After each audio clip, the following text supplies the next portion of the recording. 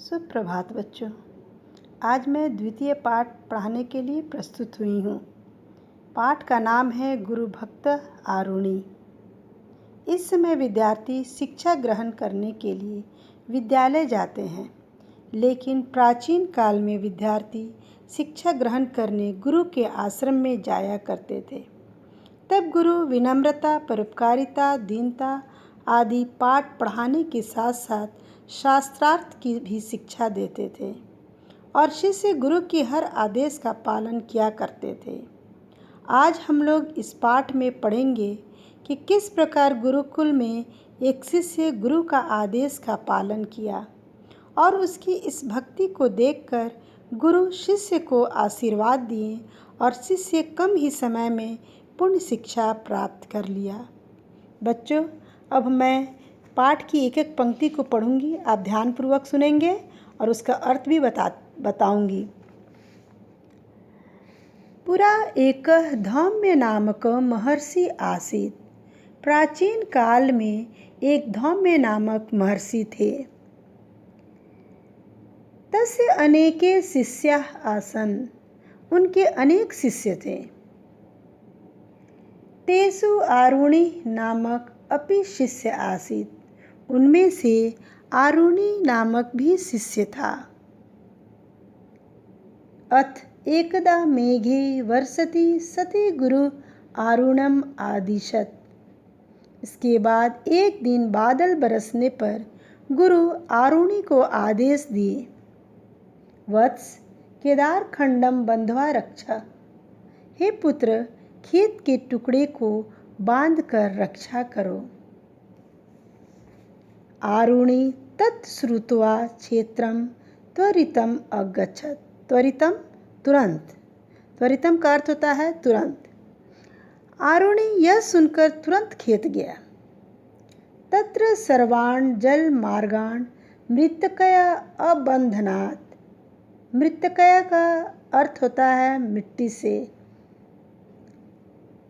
वहाँ सभी पानी वाले रास्ते को मिट्टी से बांध दिया, किंतु एकम मार्गम बंधुम न अपारयत्। किंतु एक रास्ता को नहीं बांध पाया। मृत्तिका का मिट्टी। मृत्तिका का अर्थ होता है मिट्टी। मृत्तिका जलस्य वेगेन तत्र स्थातुं न अशक्नोत्। मिट्टी पानी के वेग अर्थात धार से वहाँ नहीं रुक सका।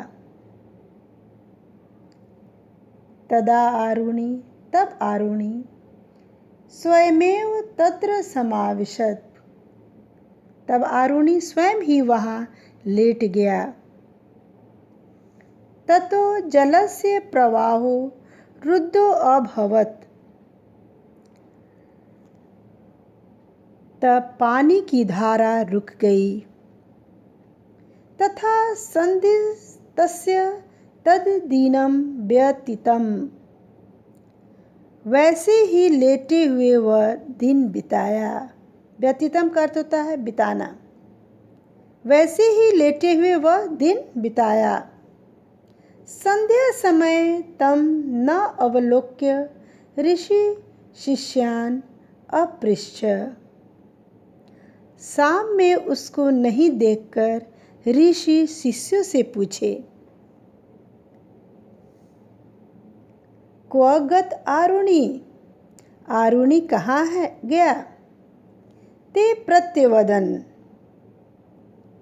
वे सब बोले, भवतैव प्रेषित केदार खंडस्य बंधनाय। आपने ही भेजा है खेत को बांधने के लिए। ततो अवदत् ऋषि। तब ऋषि बोले, तर्हि वयं सर्वे तत्र गच्छाम यत्रासौ आरुणि गतः। तो हम लोग सभी वहाँ चलते हैं। तत्पश्चात सर्वे क्षेत्रे गता। उसके बाद सभी खेत गए। भो आरुणे क्वासि वत्स इहा गच्छ। हे आरुणि, तुम कहाँ हो? हे पुत्र, यहाँ आओ।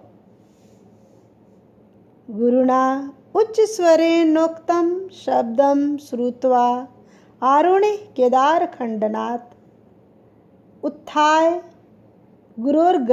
गुरोर्गर्रे उपस्थितः।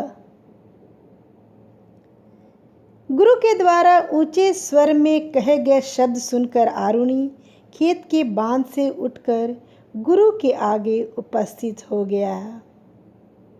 गुरोर्गर्रे उपस्थित, गुरु के आगे उपस्थित हो गया।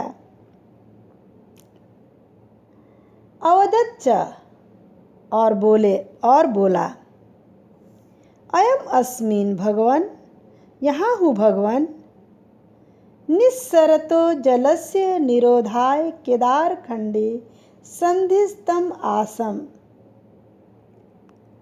निकलते हुए जल को रोकने के लिए खेत के बांध पर लेट गया था। आज्ञापयतु किम करवाणि अधुना। आज्ञा कीजिए, अब क्या करूं। आरुणिना एव मुक्त ऋषि तस्य गुरु भक्तया विस्मितो अभवत्। आरुणि के इस प्रकार कहने पर ऋषि उसकी गुरु भक्ति से आश्चर्यचकित हो गए। वत्स, प्रीतो अवदत्, वत्स त्वं मम अभूतपूर्वं शिष्य। खुश होकर बोले। प्रीतो अवदत् का अर्थ होता है खुश होकर। खुश होकर बोले, हे पुत्र, तुम मेरे अनोखे शिष्य हो। कल्याणम ते भवतु, तुम्हारा कल्याण हो। सर्वे वेदा सर्वाणि शास्त्राणि च तव प्रतिभान्तु। सभी वेद और सभी शास्त्र तुम्हें प्राप्त हो। अयम ही मम आशीर्वादः, यही मेरा आशीर्वाद है। ततः आरुणि गुरो प्रसादेन अल्पेनैव कालेन सर्वा विद्या अधीतवान। उसके बाद आरुणि गुरु की कृपा से कम समय में, अल्पेनैव का अर्थ होता है कम समय में, कम समय में गुरु की कृपा से विद्या पा लिया। अर्थात गुरु की कृपा से आरुणि कम समय में विद्या प्राप्त कर लिया। तो देखो बच्चों, कितनी सुंदर ये शिक्षाप्रद कहानी है कि किस प्रकार गुरु की आज्ञा का पालन कर शिष्य रात भर वो उस खेत में लेटा रहा, पानी को रोकने के लिए खेत में लेटा रहा।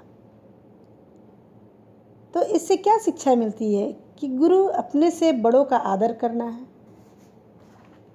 और गुरु के आदेश का पालन करना है। उसके साथ साथ दीनता, विनम्रता, परोपकारिता के भाव को अपने में ग्रहण करना है।